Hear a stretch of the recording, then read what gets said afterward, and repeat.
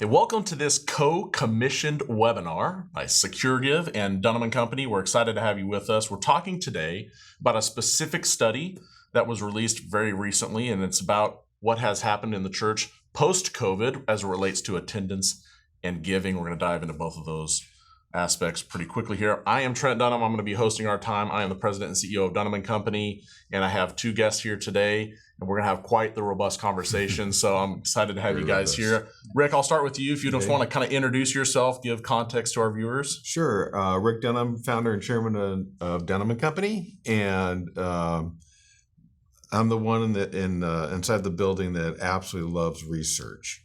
And so I can't wait to share the findings of this today. Yeah, if we had a title for Chief Research Officer, that would be you. That would be me. Good. Thank you for that intro. Love the data. We started Dunham+Company in 2002. Mm-hmm. You started Dunham+Company in 2002. So chairman and founder, there's a long history there. We're going to talk a little bit about why research is so important to us and everything. But Marty, welcome today. Maybe give our viewers a little context for who you are and who SecureGive is. Okay. I'm Marty Baker. I'm the founder, along with my wife Patty, of SecureGive. And we're a digital stewardship company that helps churches take their next step and become fully funded in their ministry. Along with that, I'm also a founding pastor of Stevens Creek Church in Augusta, Georgia. Yeah. And we're thriving church, I might say. We were just talking about how attendance has been really good recently and just the ministry of the church. You guys just celebrated 35 years at the church, right? 35 years. 35 years. Pretty awesome marker there. So welcome. And I'm excited because we have a couple different viewpoints that we're going to be able to look at this data in a more interactive way. And I'm excited for you for joining us. I think you're going to have some really tangible takeaways from our conversation as to what it means for us right now, and then what it might mean for the future of your church, and maybe some things that you can implement that will help kind of guide you through the season where we find ourselves in the economy and financially as well. But I'll start with you, Rick. Maybe just give us context for why this study and why now to commission it. So back in 2016, we did a study that was primarily focused on, we thought at the time, millennial giving and millennial behavior. Turned out to actually be kind of a generational study, looking at behaviors between the generations. Mm-hmm. And one of the pieces that we looked at there was engagement in church. So we thought, okay, here we are 5-6 years later, probably time to refresh that study, especially post-COVID.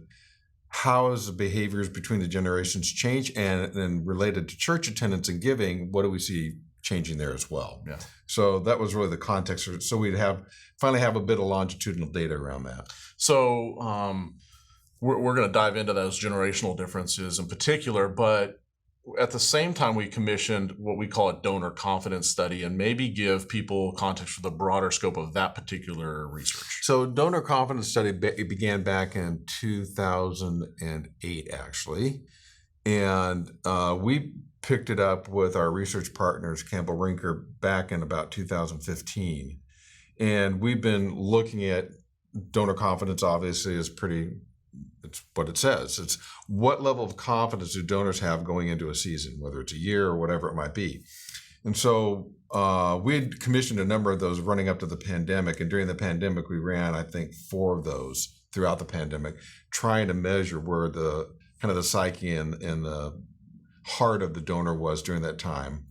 And then this particular study is also, we looked a little bit at, well, we didn't talk a lot about it in here also, kind of the donor psyche and their confidence in light of the economy and where things are going right now. Yeah, and I want to unpack a little bit of that as kind of context for our conversation around this in a little bit here. But Marty, I want to ask you, just as we dive into this conversation from a macro level, you have a unique perspective that others don't have. You talked about SecureGive and the mission of SecureGive really being to help churches unlock maximum stewardship within their congregation, and so that they can accomplish everything God's called them to accomplish.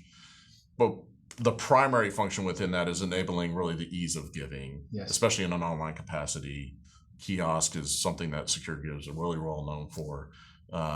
But you have a unique perspective as a pastor of a flock, and someone who is overseeing the spiritual development of people. And as someone who is a founder of an organization like SecureGive, maybe talk at a macro level before we dive into the specific data here. What have you been seeing in 2022 as it relates to maybe 2021 or 2020, just in giving engagement? Are you seeing anything that's even anecdotally that you feel like would be good context for this conversation? I think in 2020, what we noticed, everybody had to have some type of a digital Right. offering bucket. And so they flocked to that. And as a result of so much engagement, most churches that I have been working with saw a significant increase during the pandemic year. Yeah. And then the next year, moving into 21, you're wondering, okay, how's it going to be? Yeah. And we may not reach that. But I've seen churches continue to grow, maybe not at the level they did in 2020, but 2021 was strong. And now with the inflation and those, I think all of us are just sitting on the edge of our seat wondering what this year's going to be like. Yeah. So in every season, it's teaching us what it means to trust. That's good. I think that's a great word, especially because a bit of it is unpredictable, and it's not just inflation affecting people's ability to give, but as you and I talked about previously, even kind of before jumping on the webinar here, is your giving may be strong, but the cost to run ministry has increased. And so just by virtue of that being a reality of the current economic setting we have, your budget's going to feel tighter. Even if I mean, we've gone through a season this summer of it being very tight, and I'm thinking like, okay, is our giving down? And I looked at the records, and the giving is up. Yeah. But yet it's tight because of the cost of doing business. Yeah, that's crazy. So kind of that maybe is a good transition, Rick, to you for, I think, maybe giving us context before we dive into the specifics of this study. What from the donor confidence study that I think we commissioned in July, what from that is maybe a baseline for this? What are some of the key findings in that from a macro level that would inform kind of people's understanding as we dive into the specifics of this? Probably the top lines are that donors overwhelmingly intend to continue giving, but they also say they're going to be much more cautious in how they give. So, and I think especially among people of faith, that we can be confident about that they have every intent to continue their stewardship, but they're just really going to be a lot more cautious about that. The other thing was they have, and you got to remember when we took the survey, it was actually earlier in the summer, they were very concerned about the economy. And that was before we've seen everything that we've seen blow up. It was before the gas prices went way up, before inflation really began to spike. And they overwhelmingly believed the economy would get worse, not better, and that it would take a minimum of 2 years for it to improve. So a very negative, cynical almost point of view about the economy. So psychologically, you're dealing with the practicality of inflation, what they're feeling and wanting to be more cautious with their money, but psychologically, you're dealing with a very negative outlook into the future. So what we've been counseling people is that because donors intend to continue to give, you got to keep them engaged. You got to take responsibility to make sure that they stay engaged with whatever cause you represent. Well, and to your point around the economy, one of the things that we all found fascinating in the pandemic was, I think it was close to $4 trillion were put away into personal savings in the pandemic. Is that the Not accurate? quite that much. It was 2.8 trillion from February of 2020 to December 31st of 2020.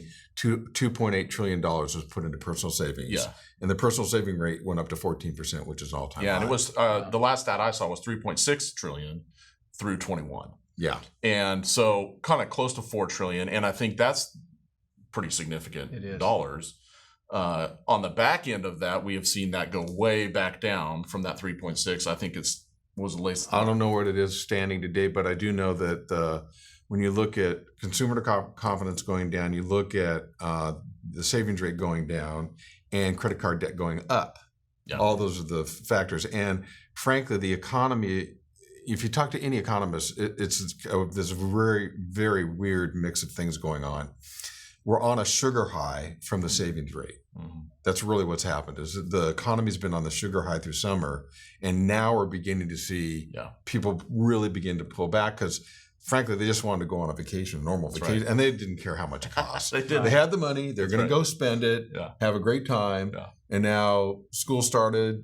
We're into fall, and I honestly think we're going to feel it much more in the months to come. Yeah, the latest data I saw was just over 2 trillion left in that personal savings that was 3.6. And so to your point, people have been living off that in this season. And the reality is they're going to have to start making lifestyle changes, decisions in order to maintain either their level of living or to be able to kind of just live their life within the context of a new cost to do business, as you mentioned. So kind of that's great context. I think it does inform our conversation because it helps. And I think if you're watching this, one of the things that the reality that Rick spoke to, the reality that Marty even spoke to of just maybe unsure of what 2022 giving is going to look like is we're all feeling that. And I think at a minimum, you're probably, if you've been doing well, thinking, is there a cliff somewhere? Is it going to start to erode in some way? And if you have been kind of experiencing some turbulence as it relates to giving, part of us want to know, is it just the economy or are there things I can do to combat that? What is, is it just a reality I have to accept? And I think that's part of what we want to talk about today. So before we dive into the specifics, Rick, give us a definition of the people that were surveyed for this particular study. It was specific to people who attend church, and maybe kind of help people watching this understand how we got to that and what is the definition of the people that were involved. So it's a national study of 1,400 donors, self-identified donors who have given at least $20 to charity. That's the group. But then we also have it built out by demographics, so we know specifically who are frequent church attenders, who are nominal church attenders, and those who don't attend church at all. And we divided that out by generation. Yeah. So I worked with the researcher on this to go into the crosstab so that we could get this data by generation as well as by behavior. So I think it's really important. I just want you to hear, if you're watching this, all of the people that were surveyed give. And that's a really important qualifier. These people are not just the general populace. They have actually given to charity. And now the charity is not defined as a specific type of charity. For our purposes, what we're going to talk about today, these are largely people, and you'll see by attendance and all that kind of stuff, that are likely to give to churches, house of worship, but they're donors. So that we need to remember that as we talk about some of these attendance implications and things like that, these are people who are actively giving. And so maybe that's the first place to start, Rick. We talked about two different aspects in this research project, attendance and giving. So maybe there were some findings in attendance that were probably a little jarring. So maybe unpack for our viewers, what are some of those things? Well, first of all, that church attendance is recovering. In-person church attendance is recovering, I should say, but it's not back at pre-pandemic levels. I think we all know, and the research just validated that COVID changed the way in which people engage in church permanently. Yeah. So the virtual is never going to go away. Yeah. And it's a reality now. So it's, I think, challenging for churches. How do we actually adapt to that new environment that's just never going to go away? The jarring part of it was the level at which millennials have engaged in their faith compared to other generations since 2016. So in 2016, there's about in-person, just over 40% of millennials said they regularly attended in person, frequently. Today, that's up to 61%. Huge shift, massive shift. The other two generations, Gen X and Boomers, have declined. So it's real, and I've seen this, and I've talked about this to a number of people. I've been watching the data for years now, ever since we did the first study on millennials in 2016. And they're a very interesting generation. They're very engaged with their faith, much more than people would have anticipated. And they're increasing their giving pretty dramatically. So to me, that was the biggest shocker, was the fact that not just that they had gone up, but the other two generations had actually gone down in the percentage that attended church. So just for context, for everyone viewing, the age range of a millennial now, it's funny because we've talked about millennial generation. There are all these studies on it for so long. We feel like we've kind of parked them at their younger age demographic, but actually they're now 26 to 41. Right. Is the age range for millennials. And they're obviously they're maturing. Right. Especially the older millennials are beginning to have families. They're beginning to mature. They're getting into higher earning years. And what I find encouraging is that as that has grown, so is their giving. Yeah. Have you, Marty, seen just either in some of the data that's come through Secure Give or even just as a pastor, a greater hunger for in-person attendance from the millennial generation? Has that been your experience as well? Definitely. I believe that millennials are starting to have kids, and they see this importance of rearing those children in the faith.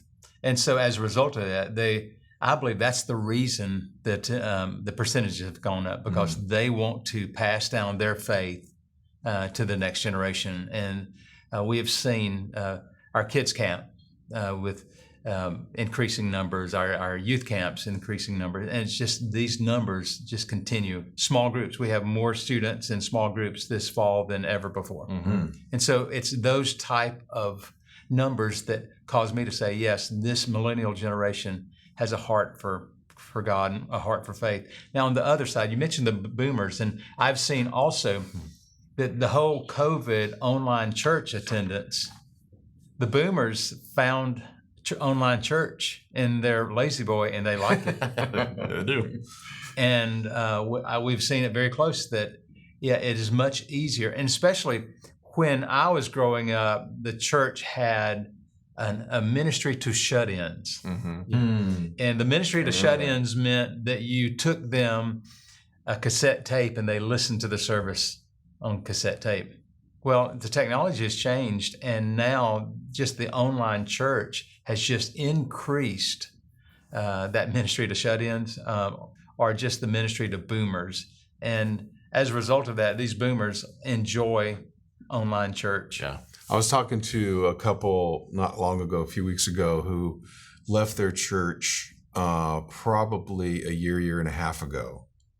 And so I said, oh, well, where did you land? He goes, well, we're watching this particular pastor every Sunday on TV and on, basically on the online feed.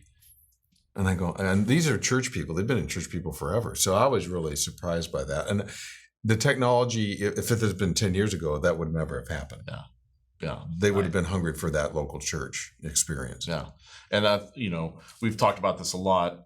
The things that happened during COVID, the way that people engage with church, these are permanent changes. They're not a fad. They're not going away. And so there's something we as a church have to deal with as it relates to how people engage from an attendance perspective. I think as a church leader, one of the things I'd encourage you to take away from this particular part of the conversation is that realize if your church is not experiencing growth from the millennial generation, 26 to 41, that's probably an issue with your church, not with the people around you. And so there's a hunger for that group to attend church, be involved in their spiritual growth in a way that's in person. They see the value of that for their children, see the value of that for their own spiritual growth. And so I think that's an important takeaway. And just on that too, the 2016 study, one of the things that was really interesting about that kind of laid the foundation for this continuing look at this generation was the level of intensity around their personal faith. I was so encouraged by what we found in that study back in 2016. And that's, again, only continued to play out in the subsequent years. Yeah. I really feel like, in addition to all of that, just the undercurrent that we feel in the culture, the division, the hatred, and just the unsettledness with finances and governments and so forth, wars and rumors of wars, all of that has just created or highlighted the need that we need a power greater than ourselves. And I feel like that undercurrent has really caused people to look to God. Yeah, that's good. It's a great takeaway. So we talked about attendance. There's other things, if you download the study, that you can kind of mine as it relates to some of the attendance data that was discovered there. But I want to spend just another moment talking about just some of the giving data that was become evident as a result of the study. So maybe, Rick, maybe one or two highlights from that part of the study too. Probably the biggest takeaway from this is that those who attend in person give dramatically more than those who attend virtually. That's probably the biggest takeaway. The people who are really engaged, showing up on a Sunday, their giving is dramatically greater than those who are just choosing to be online. Yeah. And I think it's important to note that we have said this for a long time. You can go to some, since you've been involved in fundraising and church giving and all that kind of stuff, as long as Methuselah has, you'll have information and data there that some of us won't have. But we have always said giving is not generational. giving is life phase. And I Yeah. think this data in particular shows that it has more to do with, like, if we're like the millennials, they never give. Well, they were like 20. Yeah. Like, no one has money. So in fact, I can remember, so to your point, I remember back in the 80s when a report came out about the boomer generation. And it was basically an article saying that charities needed to really be prepared for a significant downturn in giving when boomers got older, because they didn't give like their parents did, the Builders. greatest Yeah, generation. greatest. And I had to laugh because it was about 8 years ago that an article came out about Bill Gates being the poster child for the boomer generation, being literally the most generous generation in American history. And about the same time, an article came out about millennials saying, charities need to beware that millennials, when they get older, they're just not going to be giving like the boomers do. And now we see exactly to your point. Yeah. So it's a life cycle issue. It's as a family and a household gets older, as people get older and they have more disposable income, if they're inclined to give, they're going to give more. Yeah. So, Marty, I would even just ask you, like, how do you, part of what we think, if that's more life phase related, then actually there's work we need to do along the entire continuum of someone's experience in church. We're planting seeds when their generation is in the younger years that are actually going to be harvested much later in life. Maybe even just talk about that from a pastoral standpoint. Like, what is that mindset around generosity that you bring to your church in that way? I feel like it's important to teach generosity, like you said, even in children's church, that they start to understand that God so loved the world that he gave. And that when we become a follower of Christ, that we take on his attributes and that we become givers. So that's an important part. I feel like that we're talking about how the millennial generation is giving. I think what we see is their hunger for God has softened their heart to God's work. And so giving to me is a spiritual discipline. It's a spiritual movement that when somebody really has this heart to go deeper in their faith, part of that is that they're going to open up their wallet and say, God, not 10% belongs to you, but all of it. Teach me what it means to be a good steward along the way. So I feel like that when you look forward, that if you want to really grow your giving, work on growing your faith and teaching that in church and just having people to become fully devoted followers of Christ. That's good. What's really interesting is what you just said is absolutely backed up by this data. Absolutely backed up by it. So those that are most engaged in their faith give substantially more. So these are people who are attending church nearly every week, compared to those who are nominal, etc.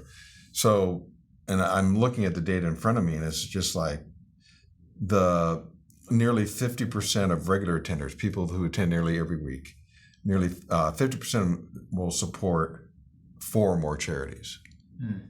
And an additional 20% will support 6 or more.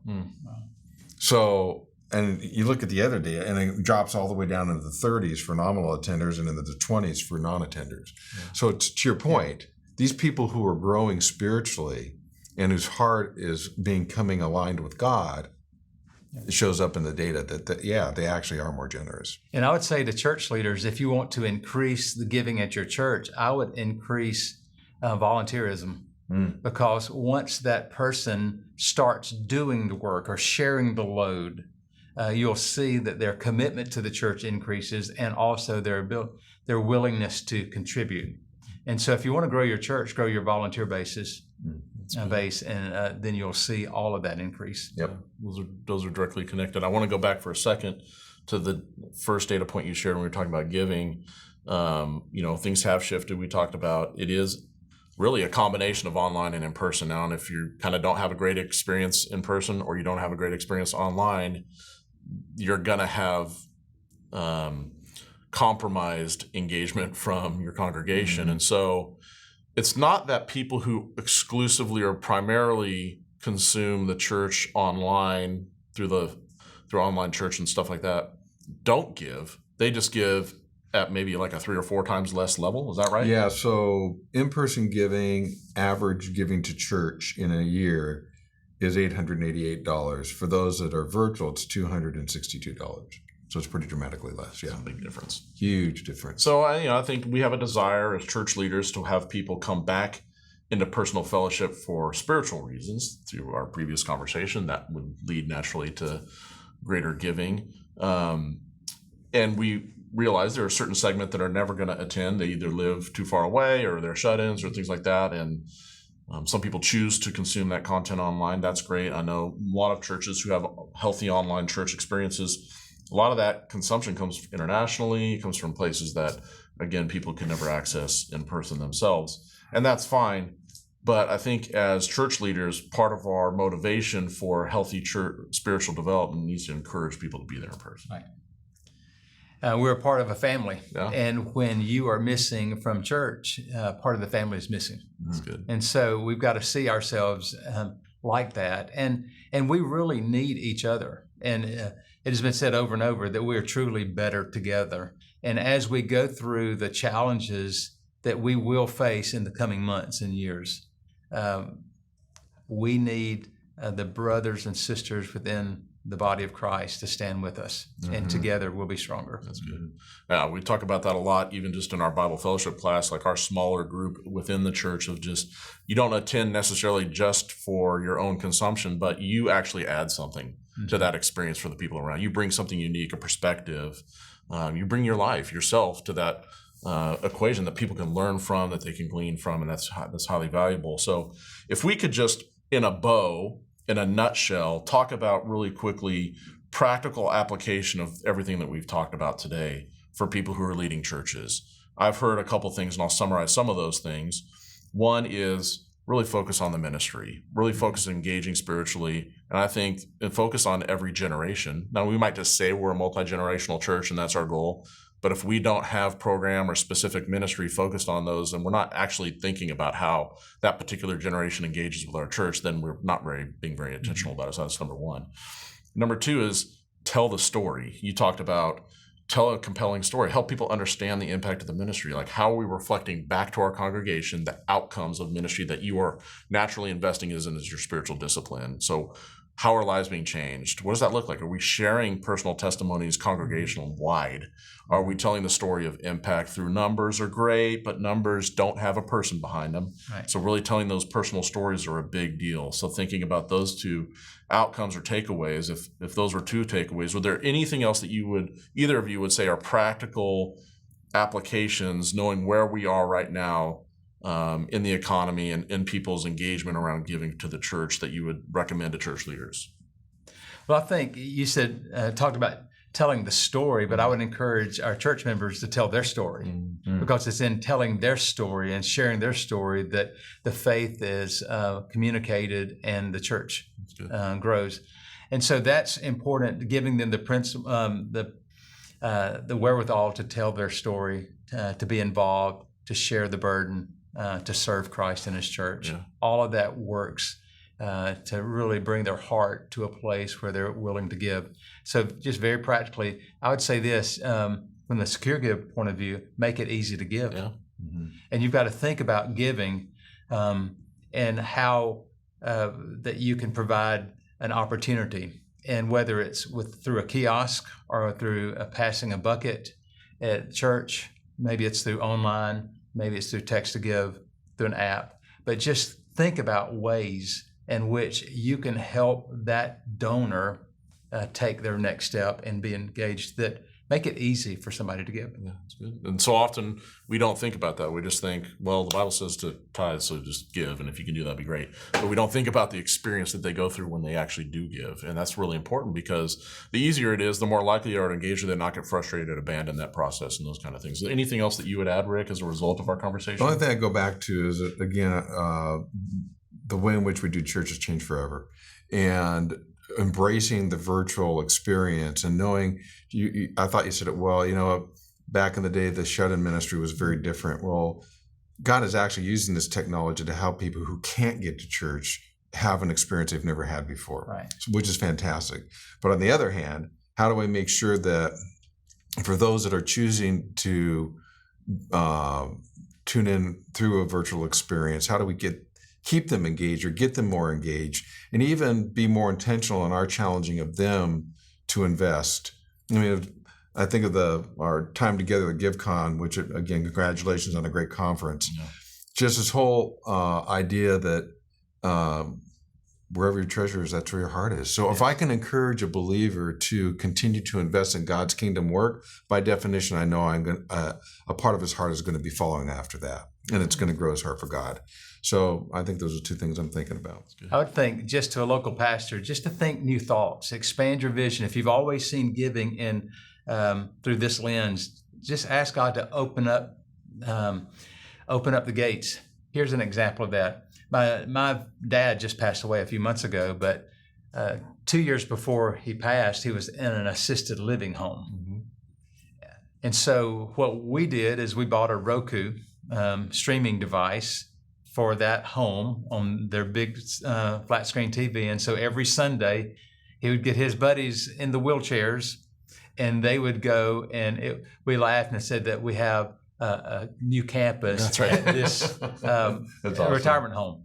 But that's a way that these boomers can stay engaged. And that's another way that churches can really evangelize to all people. Yeah. Mm-hmm. Just use the technology. And if the boomers are staying home, my goodness, what can we do to remove the barriers to help get the message to them? That's good. And that's just a simple way that we did that. That's good. Great example. Well, good. I appreciate just the time that you both have taken for this conversation today. Thanks, Rick, for your leadership in commissioning the study and really kind of getting in the crosstabs and mining it for the information to be helpful to our church leaders today. And I want to thank you for joining this webinar. If you want to download the study, you can go to Dunham+Company.com. This is, again, a joint study from SecureGive and Dunham+Company, and we want you to know that.